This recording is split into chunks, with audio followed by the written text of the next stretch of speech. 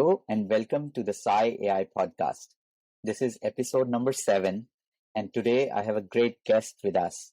His name is Vince Madai, and he is a senior healthcare AI researcher at Charité Berlin with an MD, a Ph.D. in Medical Neuroscience, and an MA in Medical Ethics. He works in the intersection of healthcare and AI. In AI research, he primarily focuses on XAI or explainability, bias, or reproducibility, and also in healthcare product development. How awesome is that? So let's jump onto the discussion with him and welcome him on the podcast. Hi, Vince. How are you? Hi. Thank you very much for the invitation. It's a pleasure to be here. And I'm really good. I'm looking forward to this nice discussion. Excellent. Thank you for your time. Really appreciate it. You know, there are so many questions I have for you in artificial intelligence, and I really liked your profile and sort of thought that I should connect with you and get some really good answers from you on this. So, yeah, would you mind just sharing a little bit of introduction about yourself, and then we can jump on to the questions? Absolutely. I mean, you gave a little intro about what I do. Yes. I think maybe also for the viewers that the most important information maybe is that I'm wearing these different hats, right? So I'm a medical doctor, but also a neuroscientist and ethicist, but I also trained in machine learning and I can code. So I'm a generalist in that sense, and I'm trying to integrate these different fields. And I think this is also reflected in some of the questions you will ask of me, which I can already disclaim. I think some of them nobody can answer, but I will do my best to give some interesting answers to these questions. Yes, absolutely. And don't worry about it because, you know, most of my questions also include a little bit of philosophy. So, you know, we'll mix that with technology and see what your point of view is. So whatever you think is right is good enough for us. Yeah. Sure. Okay, excellent. Great introduction of yourself. So the questions I have for you is, the first one is, what is your opinion on current AI research? And do you think that AI is going to infiltrate our lives in the next decade or so? And if so, which sectors are going to be most impacted due to AI? Yeah, so let's start, of course, with the first question. So as you are aware, and probably many of the viewers are aware, there is, of course, a considerable hype around AI research. It hits the headlines. People talk about it more and more. And this hype, of course, leads to an overhead of research, which is, to phrase it diplomatically, not so good. And also an overhead of promises. I mean, that's what the hype is about, promises that can never be fulfilled.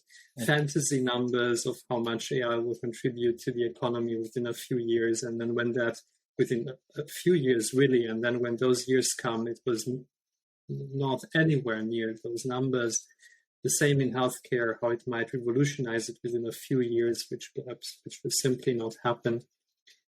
On the other hand, it's a technology that actually does work when done right. Mm-hmm. So there is this, I would say, it's just a number now, out of the cuff, 10% of the 15% maybe of the research that is really valuable, I would say. And it takes the expertise to cut away what is just hype and really focus on what works. Right. And because there is a considerable part of it that actually is useful, I would argue that it will not infiltrate our lives. It already has. Right. There are enough companies, especially the big ones, all the FANG companies, so Google, Facebook, Netflix, and so forth. These companies, they apply machine learning methods, what we call AI. They apply it on a daily basis and successfully. Just because there are enough examples where companies failed at applying artificial intelligence. Let's look at some biggest examples like IBM Watson. What a failure, right? Right. Of course, but it's why we never judge the technology by the fact that it was successful in 100% of the applications. That is not what we would believe any technology should provide. Right. What we want is that it works often enough. And it's still maturing technology, and it is infiltrating our lives, and it will more and more infiltrate our lives. Mm. And there's an interesting phenomenon, and that is that we as human beings, we sometimes, with regards to technology, overestimate what can happen in a few years, but underestimate what can happen in more years. So we overestimate, and that's the hype, oh, AI will do this and that within 1 or 2 years. At the same time, we underestimate how far we can get in 10, 15 years. So I think we will wake up in 10, 15 years and we will be surprised how much AI is around us, much more than we think today. But we're underwhelmed by how slow the progress is within the next 6 months. It's a weird paradox. Right, right. And maybe coming to the last question, that was which sectors are going to be most impacted due to AI. Yeah. I wouldn't even say sectors. It's companies that apply it. And these companies, the successful companies, usually have an ecosystem where they have easy access to sufficient amount of high quality data. Mm. And the moment you have that, then it's of course the easiest to train machine learning models and have them the biggest impact in the shortest amount of time, which is one of the reasons why healthcare is so hard for AI, because all of these things are not fulfilled. Access is very hard, and because of this, we usually have only access to very small amount of data. Right. And historically, medical data is generally of low quality because it's very, very hard to collect it with sufficient quality. Correct. Mm. So I think those, not even sectors, but those businesses that can fulfill this requirement, they will thrive and the quickest. Right, right. But do you believe that ultimately all the fields of businesses like finance, like healthcare, like pharma, like aviation, like whatever you can see around you, will have AI as the primary functioning methodology? Or do you think some of them, like perhaps healthcare has already jumped onto it so much, will be impacted or will imbibe it? I mean, I wouldn't say primary, right? Because AI in the end is a tool. So it's just an additional tool in your toolbox. Right. So most companies will simply at a certain point add it in whichever form, will add it to the toolbox of technology that they use. I do not think that this is where the hype comes in. I do not think AI is this crazy thing that will trump everything else, but it will be something that will be added as an additional, as I say, tool in the toolbox that businesses will use to achieve certain things. And it's either, and there are two different ways how it can be done, right? So it's either you actually do it yourself, or have a company or pay another company that helps you to develop some kind of in-house model based on data that you have. Or what is now more and more happening is model as a service, where a company comes and they have pre-trained models, a huge set of pre-trained models, and you simply check which one of these models applies to what you and the company do. This could be helpful. Okay, we buy this, or the others are not very helpful. So model as a service is something that is more and more popping up. And I think this is what will happen slowly, and it will be normal. It will not be like, wow, now suddenly they use it. It will just slowly. Infiltrate was a very good word that you used in the question. Right? So it will just slowly infiltrate, and we will wake up in 10 years like, wow, a lot of people use it now. Right. Okay. So that's a good way to end it. Yeah. Okay. So when we talked about the fact that, AI is already, getting into or used as a tool, like you said, in different businesses.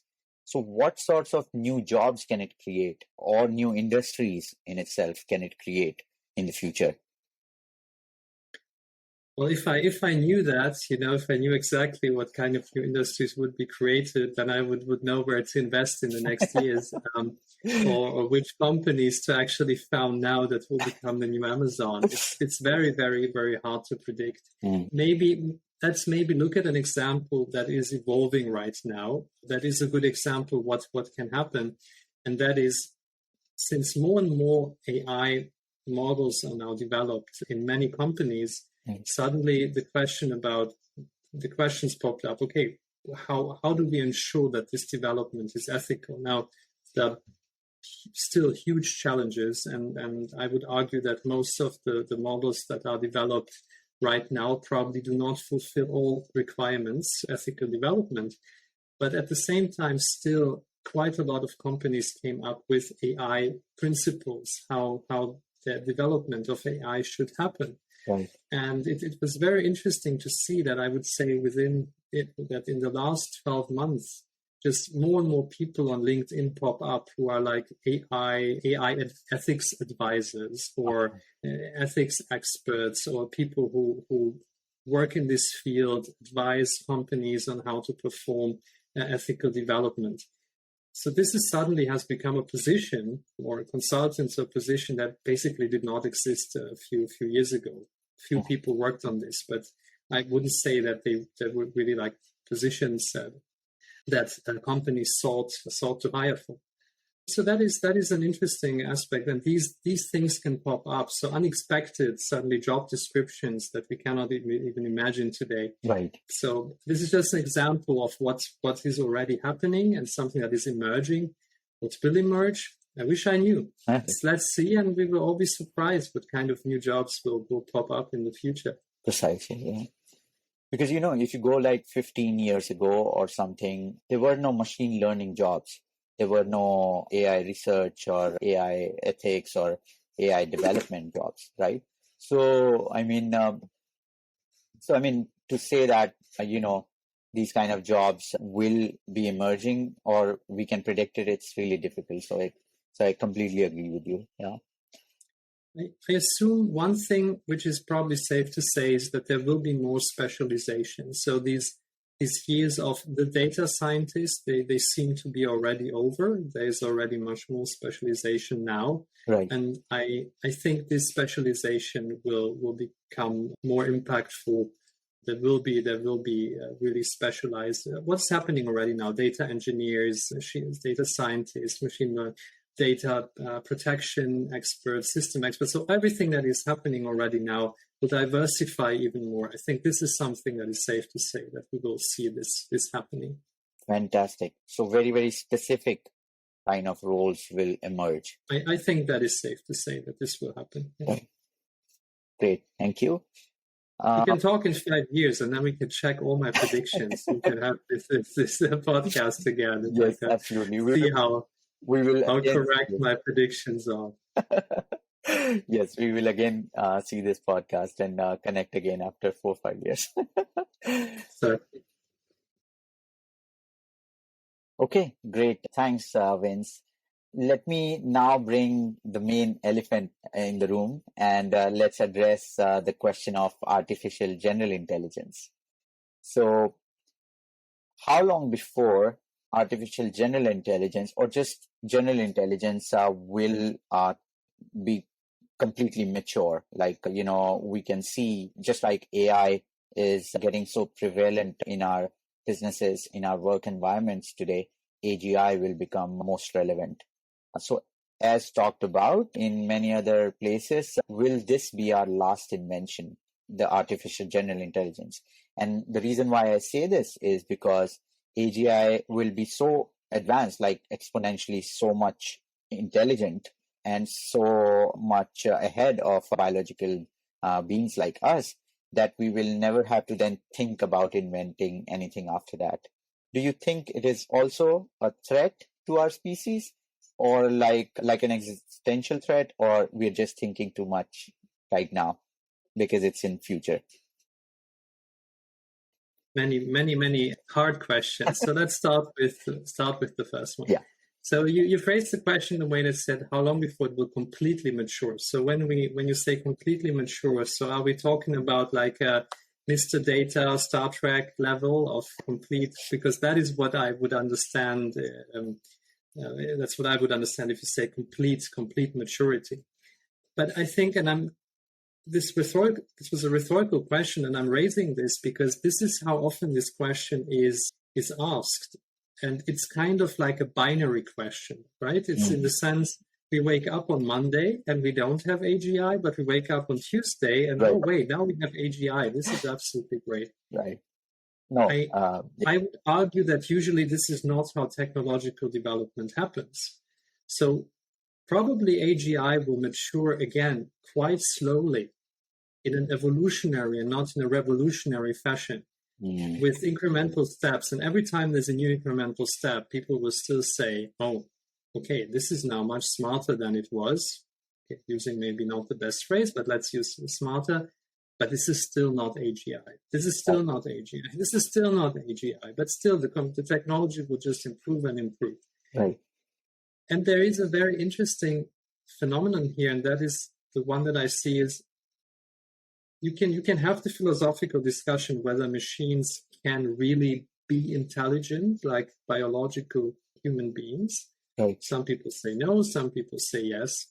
But you can also approach it in a way that at a certain point, we might have technology which mimics our intelligence in a way that we cannot distinguish it anymore from a human being. Right. And we can still argue it's not really intelligent, but if the moment I cannot distinguish it anymore from a human, then then the simulation, so to say, is close enough.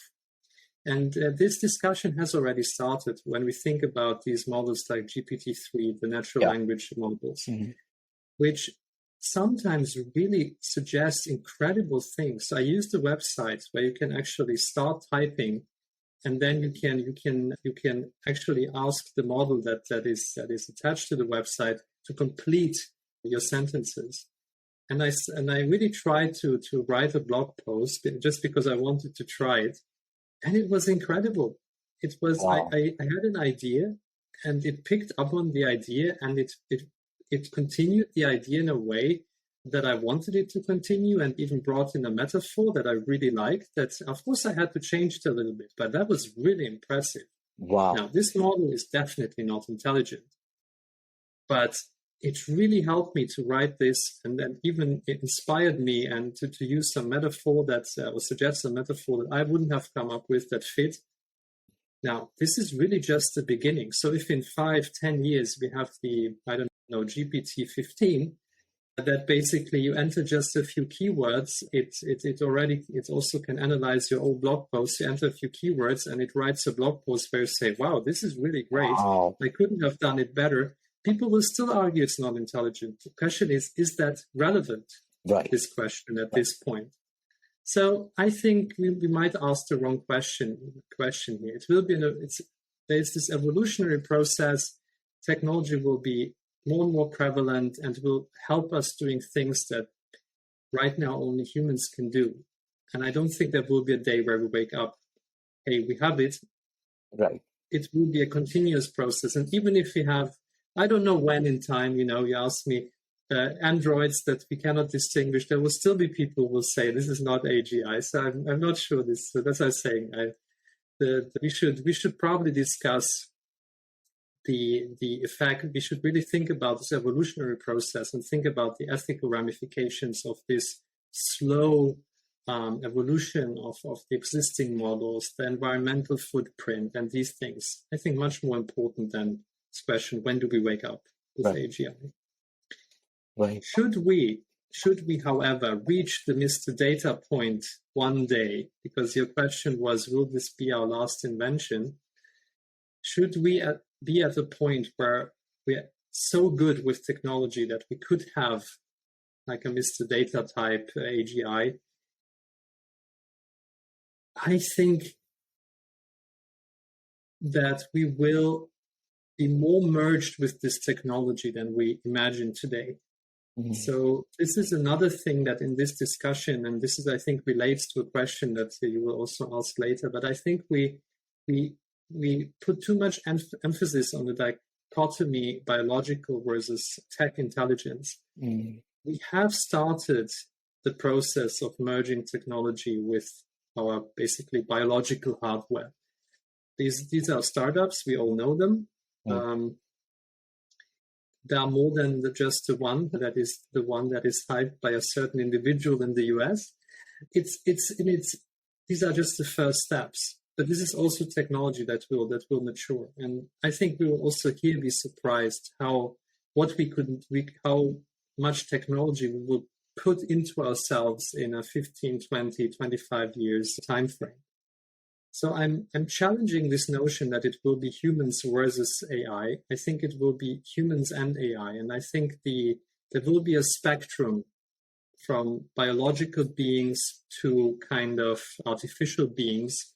And most people will be somewhere on this spectrum. And the pure technological and pure biological will probably be on the tails of this distribution one day.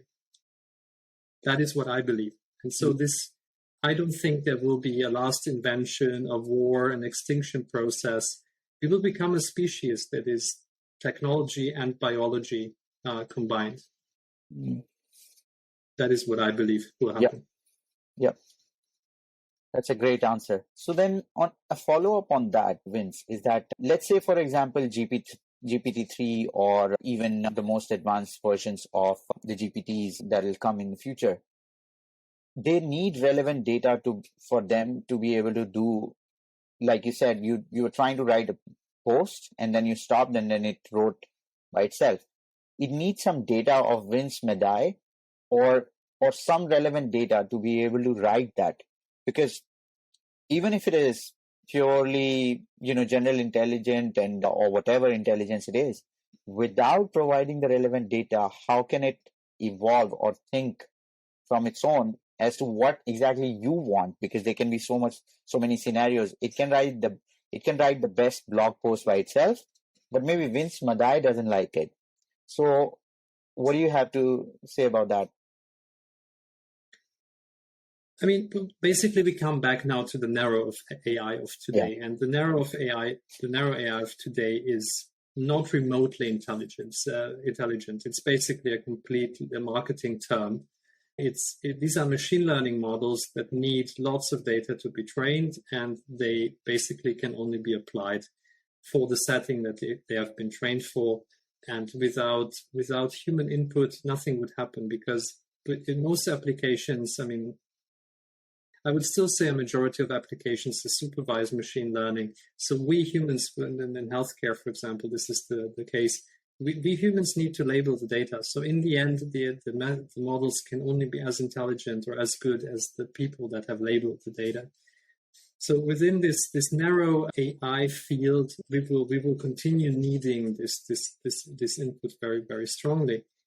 However, when you again raise the point of AGI, that would be really one of the characteristics distinguishing it from narrow AI is that I would even almost say the person or the machine would have their own blog and would write what they want to write about without my input. That would be definitely a sign that something has changed when the first machines, beings, hybrid beings start having their own blog posts and showing signs of creativity of their own interest. They're showing their own interests. They're far away from that, though. Right, absolutely. I mean, they can be creative, but my point was, can they think what you want to write without even knowing about your data of the past or your historical evidences? I mean, with today's narrow AI, I must be similar to some basically input data that has been used for training. So if I'm too much out of sample, then the output will be bollocks. Right. If what I write is, and obviously when I tried this tool and what I wanted to write about was somewhere in the corpus that has been used for the training, then I was similar enough to some other text, which is likely. I mean, if you imagine how much data they have scraped to train GPT-3, probably my idea of what I wanted to write the blog post wasn't that creative in the end. Someone thought about it in a similar way and came probably up with some kind of metaphor that GPT-3 could apply here. And then I was surprised, but in the end, it just simply showed that this idea was out there somehow already. So I need to be similar to Right. some person that has been used for the training. This is the constraint of today's models. Fantastic. That's a great answer. Thank you. So, what is your opinion on companies and startups adopting AI in their operations and imbibing it in their businesses? Do founders or decision makers at these companies actually know AI really well? For example, like the AI ethical part, do they understand the AI ethical part of it completely? Because if they don't, what they are building or they may be building is a monster that cannot be solved later. Because we have seen historically, I mean, bombs have been invented and all, and then we start to think about how to stop people not to use it. So, yeah, what is your opinion on that? So this is really a very nice question, because I also work as a mentor for startups, and it happens to me when I talk to startup representatives that I'm approached and they say, "Oh yeah, oh AI, that's cool. I heard about it. We also want to do AI." and my usual answer is, this is not how it works. It's a really, really complex technology. So if you apply AI, then you are an AI company. So you really need to live and breathe machine learning. You need to understand this from really the executive people need to understand this technology really well. And then you can be successful with it. It's not a technology that you can just, not technology that you can just like this simply integrate into your business. Right. What you can do, and this is what I mentioned before, is if for one aspect you need one model, because in your production pipeline or something, there's a prediction step that is necessary, and you can bring another company in, or you buy a model in model service. That's another topic. That's not what I mean here. I mean really is adopting AI in the sense that you really think about yourself as an AI company, then you really need to incorporate this knowledge from top to bottom. Everybody needs to understand it and really needs to live for this. Right. So now, with regards to AI ethics, I just wanted to answer that question as well. There are two things. So there's basically a distinction between companies that actually want to develop something and can do it in an ethical or unethical way, where we would want them to do it in an ethical way. But there are, of course, developments which I would say are to a certain degree a priori unethical. So you can't develop mass facial surveillance via AI in an ethical way. This is how I would argue. Okay. So this is what we just have to distinguish in the first place. Is it something that is kind of a priori, if we weigh the ethical principles against each other and apply ethics, something that we would, as a society, consider a priori unethical, like mass surveillance technology? Yes or no? If no, and it's normal technology, then AI ethic guidelines are important, because then we can have models which are action tools, which are actually could do a lot of good if they are done right, but can do a lot of harm if they are done badly. For example, if they contain huge amount of bias, discriminate, all these things that are already happening. And this is where we then really need AI ethics to battle these developments. It's a great answer. Yes. So are there norms right now, like that all AI originating companies might have to follow, like ethics regulation that they have to follow? Or is it that, I can just open a startup tomorrow without worrying about any sanctions in the coming 5 or 10 years because my company just doesn't understand what I'm building right now? The answer is it depends. So there are two things to consider. One is, are you developing something that might be regulated by some other law?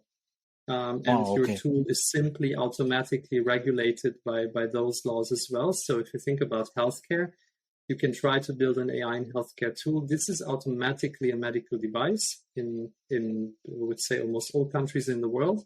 So you have to automatically abide by these regulations, and these regulators slowly start to understand the technology better and better.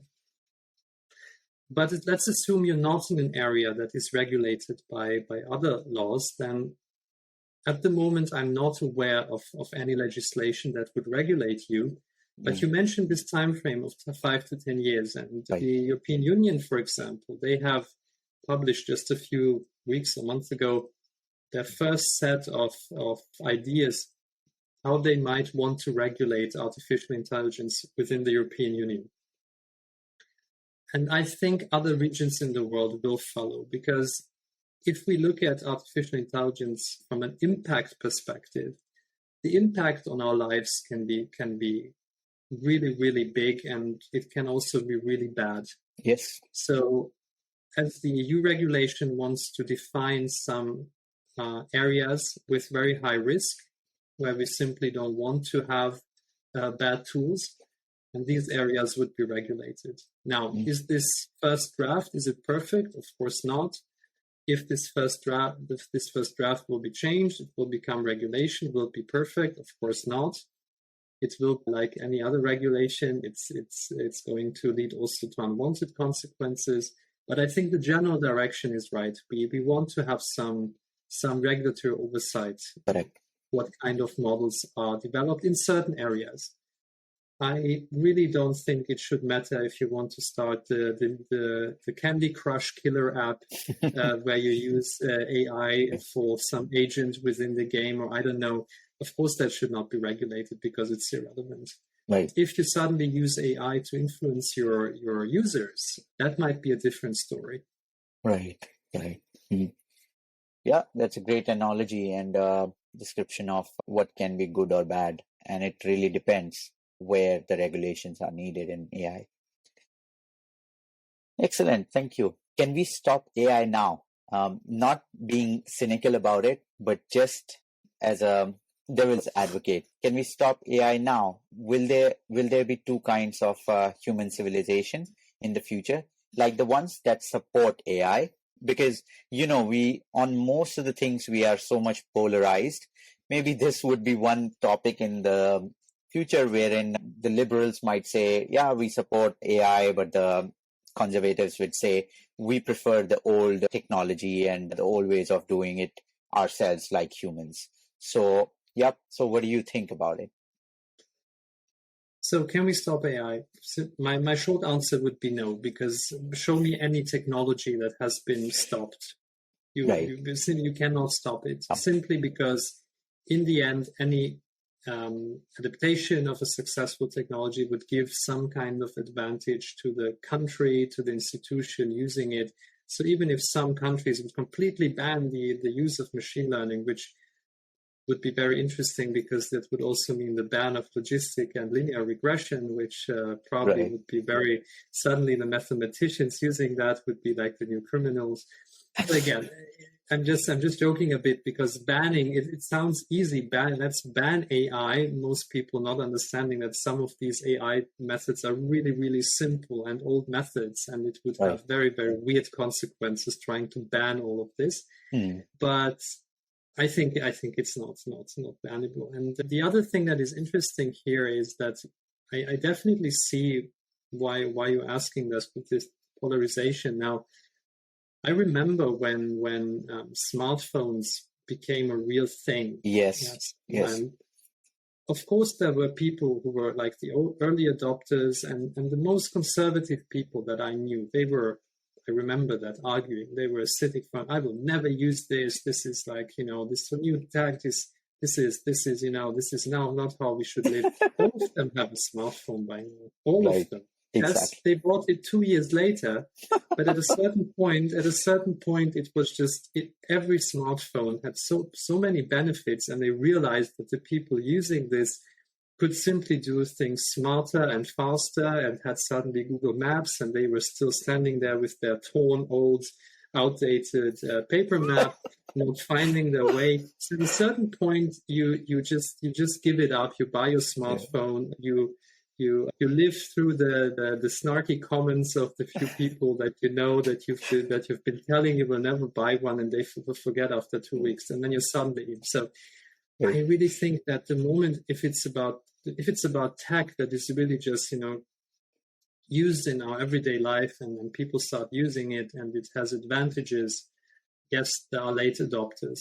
I wouldn't rule out that there will be a very small group of people that kind of almost like religious zealots will define themselves as anti-technologists. So kind of like the Amish, or some parts of the Amish in the US do today. But I don't think it will be a 50-50 ratio. Yeah, that's right. Far. That's a fantastic answer. And just when you were talking about the smartphone analogy, I was actually thinking about the flat earthers, because my podcast, other than artificial intelligence, also covers the science topic. So I would invite some planetary scientists or people working in the field of science as well. And so, in those, one of the podcasts, one of the guests said that, it's very hard to convince the flat earthers, even after having so much abundance of evidence that, we are living on a round planet and it's not possible anymore, but it's very still hard to convince them. So I think it's the same way for AI. There will be some people who would say, no, we're not going to touch it, even though they will have to eventually one day. But that's how we evolve as the human civilization. Yeah, this is what we should not forget, is that everything that is biological follows a Gaussian distribution. So we will always have a tiny amount of super weird people. This is just something that it's a constant. We will just simply have this forever. There will be even we will have the first moon bases. We will probably sometime in the next decades we will have we will have first outposts on Mars. This will probably all happen, and there will still be people who will deny it and will claim this is all this is bullshit and made up, and the sun is the lights hanging on whatever. These people will never go away, and we should kind of embrace it as just kind of part of humanity. These are just the weirdos. We can just be happy that they exist. And in the end, and that's the interesting thing, and maybe just an anecdote, there was a very interesting overview that I once saw somewhere on the internet. It was definitely a platform where you could comment. And it was kind of overview of all quackery, of all bullshit and quackery. It was a huge map of everything that a rational person would consider as I say the word again. I can't. No, it's okay. Absolutely say it. Bullshit is it. Yes. Now, the interesting thing was that around, I would say 80% of the comments were really great overview, but you also put in X, and X actually should not be in that list. So that was really interesting. That in the end, most of us have many people have a little quirk, and it doesn't mean that, but that the other views can be okay, but they do believe in astrology, or they do believe in homeopathy, or they do think that some other thing. That doesn't mean. But then you group them into one group, and you think, oh my God, there's so many weird people on Earth, but in the end, each of them is probably in most other areas, so to say, a normal person, and they just have this one quirk. But again, there are just tiny amount of people are completely nuts. But so we should also not overestimate this phenomenon. Just because there is a Facebook group of 50,000 people believing one thing, it doesn't mean that these 50,000 people are complete nutters. That's what I wanted to say. We sometimes have these, one area where we maybe just, don't want to be rational. And that's okay.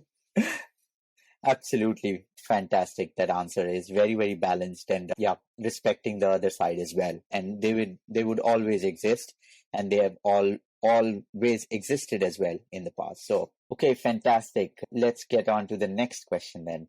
And we are going into a little bit of philosophical questions now, so please excuse me about it. Very interesting. So. Okay. So, I'm also a follower of, great theoretical physicists like Michio Kaku, like Brian Greene and others. Michio Kaku once referred in one of his talks is that in the future, we should actually combine with artificial intelligence. The reason being, they will be so much dominant in our worlds that we should not actually compete with them. We should actually merge with them. So basically becoming a cybernetic sort of biological being. And if you have maybe followed Elon Musk, sometimes he would also say that we are a part cyborg, because the smartphone that is with us is actually a true reflection or a digital reflection of ourselves, always with us. And so we are already sort of a cyborg. And so in the future, because technology might merge into us so much already, that we should not shy away from that and probably merge with the artificial intelligence. What is your opinion about it, Vince? I kind of touched upon it in one of the previous answers before, and I just would like to comment on one word you phrased, or he said we should combine in the future. This again somehow implies that there will be this one day when suddenly around us there is like this us and them, and then on Monday we were not combined, and from Tuesday on we need to combine. And this is again, I think this binary thinking that we always like to think in these revolutionary steps, and I think we also sometimes imagine that the past was like this, like the wheel. Monday there was no wheel, Tuesday there was a wheel. Monday there was no nuclear energy, Tuesday there was nuclear energy, and this is not how these things work. And that's why I think, and I touched upon it in my last answer, and I actually like the what you said, Elon Musk pointed out with regards to smartphones. In the end, we already have the technology. Now it's in our hands. And the next step, parts of it will probably move more into us. That what will do simple things in the combination with the smartphone. And then suddenly, in an evolutionary process, more and more of these things will go into us, and we will kind of not even notice it again in the evolutionary step. And people, like always, some people will embrace it, some majority will probably fight it in the beginning, and then they see, as with the smartphones, well, this is useful. And even though it's very hard for us to imagine, but there might be discussions like my colleague, he has a brain-computer interface. He does the work now, 30% faster. This is really annoying, It's like, and he actually reads the news article. He just downloads it and he knows it, and I have to read it. It's like, this is super annoying.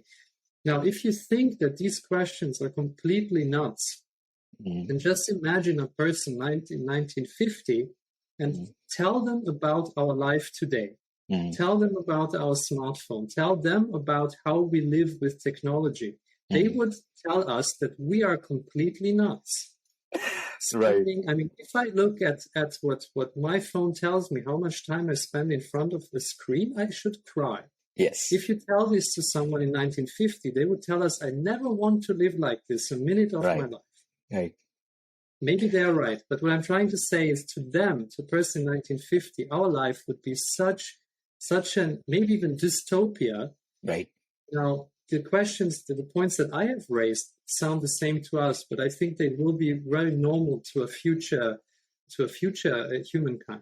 And so again, I think this will be an evolution where we will merge with technology step by step, small step by small step, and there will be a spectrum of beings. And so I don't think it will be us and them.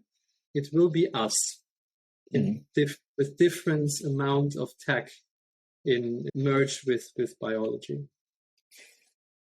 Fantastic answer. And like you said, it is going to be a step-by-step process. It's not going to be a switch from one life to another. Yeah, thank you. There might be one thing, and that is maybe as a point, because you said it's going to be more philosophical. There's one thing, and that is that there might be a point where things become a little bit too fast, is that we have an increase in the pace, how quickly things change.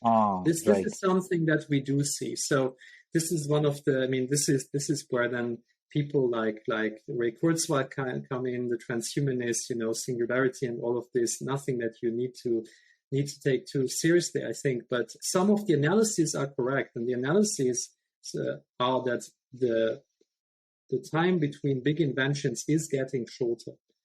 So we might, whereas an old human, and where in old times a generation might have, lived through one revolution, Right. in the sense, and again, when I say revolution, it's something, if you kind of compress what's happening in like 20 years into one revolution, right? I don't want to contradict myself, but we usually conflate historical evolutionary processes retrospectively into one revolution, and that's what I'm referring to right now. We might live, one generation might live through many more now with future generations.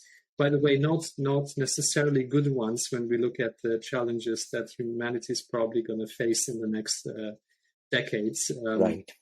So we might have more interesting lives, not necessarily in a good way.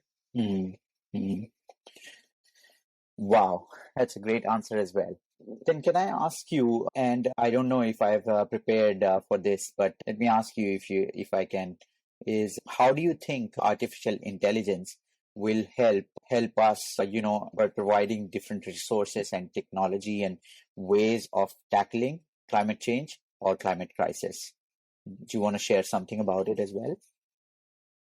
I think one of the interesting things here is that there's no data privacy involved. So if we actually have areas where we can generate high quality data, it could be actually quite useful. So I give, just because I talked to someone about this the other day, I think it was yesterday.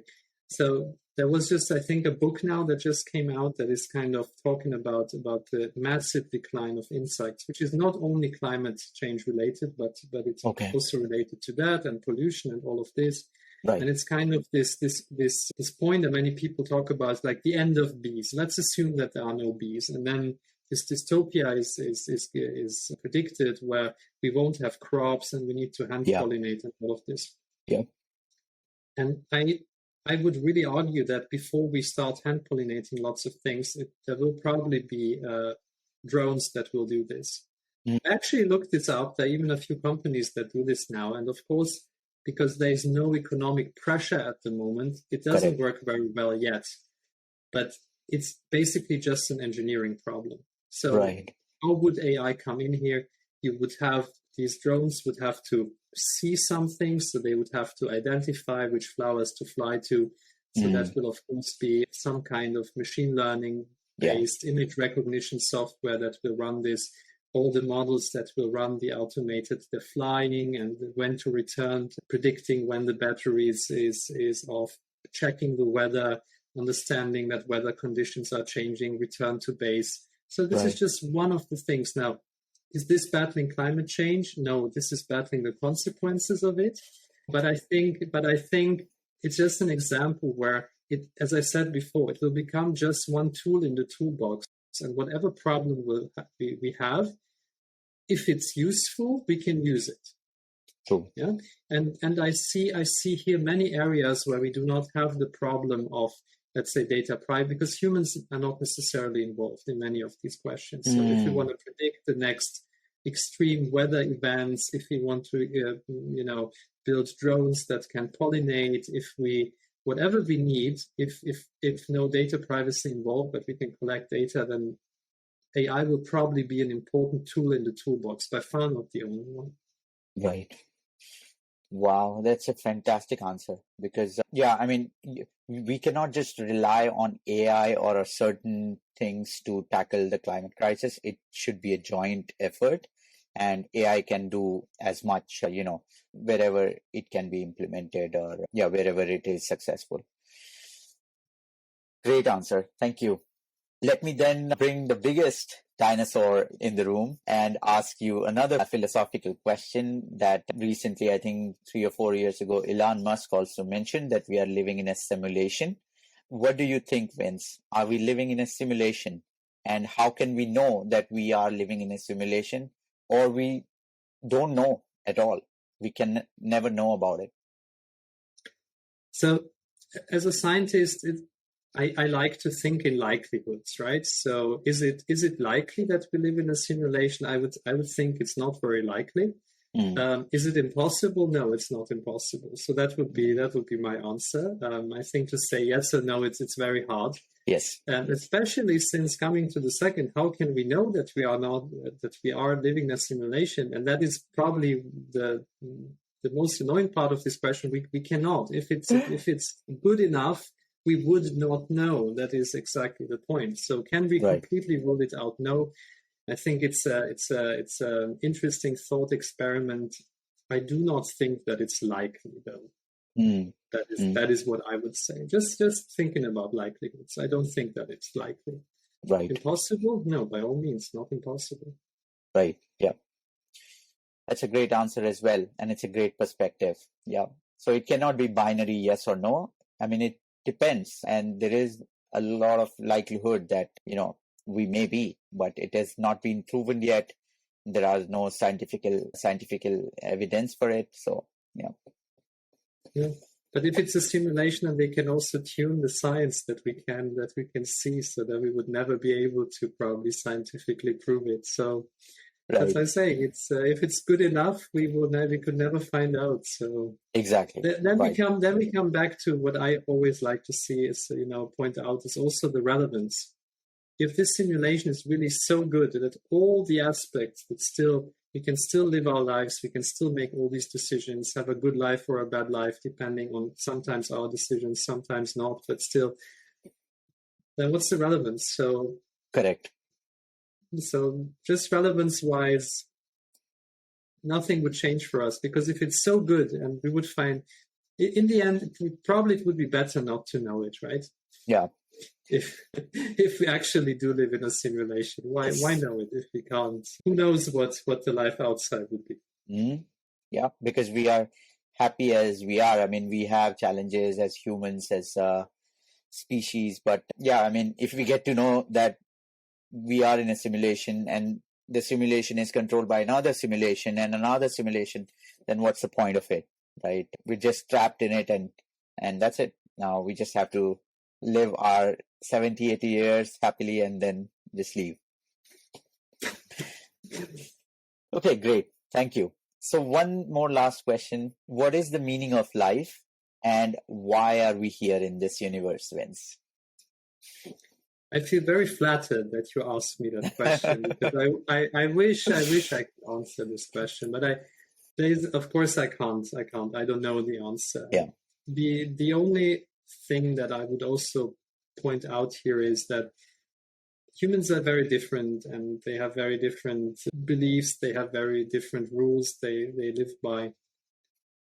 I really think we should, the only advice I think that can be given to every one of us is trying to, within whatever system we believe we exist here, trying to find some meaning for our own life. Because I think too many of us just spend their lives passively watching stuff, working, watching stuff, going to bed, working, watching stuff, going to bed. And I think many of us could find more meaning in our lives, just creating this more meaning. And it doesn't have to be a lot, because sometimes when it sounds, I don't know, a little bit cheesy, and people think, my God, and now they imagine I'm advising now to stop working and, I don't know, trek for 4 years to Nepal and then become, a guru. I don't know. This is not what I mean. It can be very simple things. It can be finding out that actually one day a week, I don't know, volunteering somewhere suddenly,